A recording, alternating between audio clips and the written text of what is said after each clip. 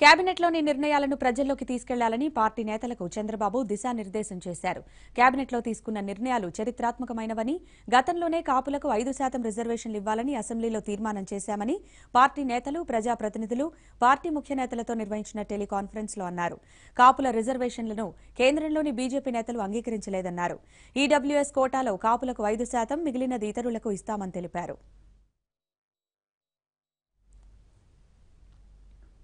Election machine 2019పై teleconference నిర్వహించిన చంద్రబాబు కేబినెట్లో పెన్షన్ల రెట్టింపుకు ఆమోదం తెలిపామని, అగ్రిగోల్డ్ బాధితులకు 250 కోట్లు ముందస్తు చెల్లింపులు చేస్తామని సీఎం చెప్పారు.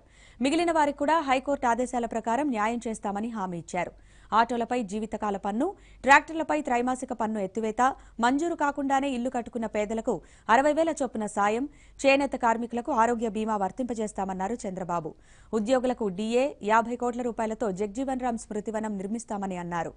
ఆర్డీఓ ద్వారా చుక్కల భూముల సమస్యలు పరిష్కరిస్తామని టెలికాన్ఫరెన్స్లో చెప్పారు.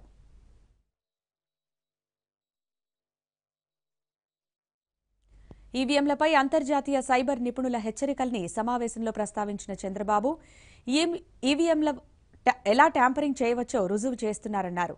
టీడీపీ పోరాటం వల్లే ఈవీఎంలకు వీవీప్యాట్ రసీదులు వచ్చాయని, కానీ రసీదుపై ముద్ర రంగు తక్కువగా ఉంటోందని, వెంటనే కరిగిపోతోందని గుర్తు చేశారు.